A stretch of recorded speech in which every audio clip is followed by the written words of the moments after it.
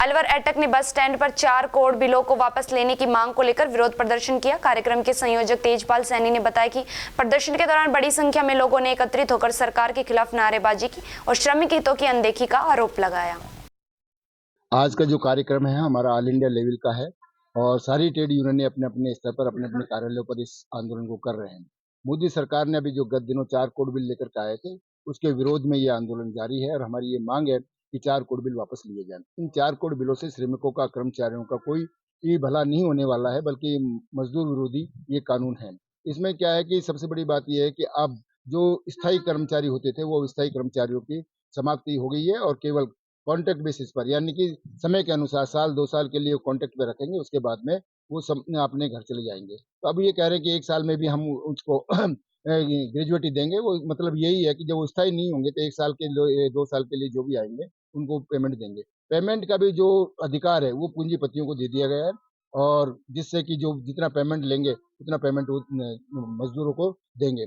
आज की जो स्थिति आप देखिए, खुसखेड़ा में भी जो अभी कांड हुआ अग्निकांड का, उस अग्निकांड में केवल अभी जो लेटेस्ट जो समाचार आए हैं उसमें फैक्ट्री का जो रजिस्ट्रेशन था, फैक्ट्री की जो भूमि थी उसको नष्ट किया गया है, जबकि असली जिम्मेदारी तो वहाँ के अधिकारियों की है। जिन अधिकारियों के कारण वहाँ पर इस प्रकार की जो गतिविधियां जो चल रही थी फैक्ट्री में, उसको उन पर कोई कार्रवाई नहीं की गई है, चाहे वो रीको के अधिकारी हों, चाहे श्रम विभाग के हों, चाहे कारखाना बॉयलर्स हो, किसी भी अधिकारी के खिलाफ कोई कार्रवाई नहीं की गई है। सरकार ने लिपापोती की है, जबकि वहां पर जो पुलिस के जो डीएसटी थी उसमें भी जो अधिकारी शामिल था उसका भाई ही उस फैक्ट्री में बम बनाने का काम करता था, तो उसको केवल सस्पेंड किया है पुलिस ने, उसके खिलाफ भी वो आरोप तय नहीं किए गए हैं। तो इस प्रकार की जो तानाशाही प्रशासन और पूंजीपति एक साथ मिल गए हैं, बल्कि सरकार भी पूंजीपतियों के साथ में मिल गई है। ऐसी स्थिति में मजदूर अकेला है और मजदूरों के पास में संघर्ष करने के अलावा कोई रास्ता नहीं है। इसलिए हम लगातार संघर्ष करेंगे और इस सरकार को बिल्कुल तख्तापलट की हम कार्रवाई भी करेंगे कि इनका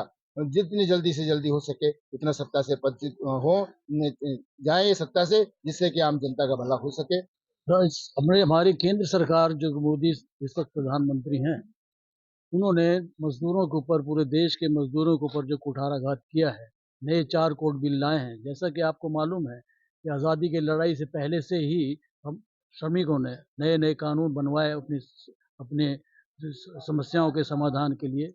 ट्रेड यूनियन एक्ट बना 1926 के अंदर, जिसके तहत हमें संगठन बनाने का अधिकार मिला।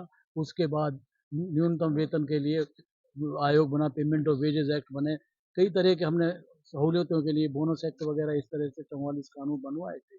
उसमें श्रमिकों को काफ़ी राहत महसूस हो रही थी और हम कानूनी लड़ाई लड़ते थे और उसमें हमें उसका लाभ मिलता था।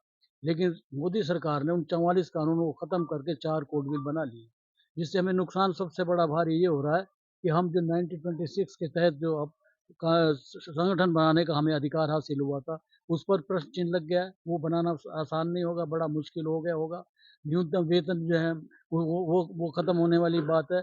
जो हमें एमिकेबल सेटलमेंट करने का अधिकार थे, उस पर हमारे पर कुठाराघात हुआ है।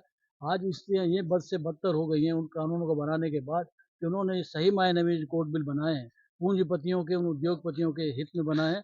श्रमिकों का ध्यान नहीं रखा गया और मैं समझता हूँ श्रमिकों को इसके बाद वही स्थिति हो जाने वाली है जो 1885 के अंदर थी, वो स्थिति वापस करने वाले हैं।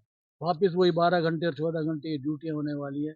बोनस का नाम नहीं है, ओवर टाइम का उसमें कोई नाम नहीं है। तो ये सारे जो कानून श्रमिक विरोधी बनाए गए हैं, जिसको हम इन 4 कानूनों के अंदर उन्होंने बनाया है, तो उनको कानूनों को वापस लेने के लिए ये हमारा आंदोलन पूरे देश के अंदर चल रहा है और हमने आज काली पट्टी बांधकर और प्रदर्शन करके विरोध प्रदर्शन किया है। ये पूरे देश के अंदर वापस विरोध हो रहा है और अगर सरकार ने समय रहते हुए इनको वापस ठीक नहीं किया, इन कानूनों को वापस लेकर ख़त्म करके 44 कानून लागू नहीं किए, तो ये आंदोलन और उग्र होगा, तेज़ होगा, पूरे देश के अंदर ये आंदोलन होगा।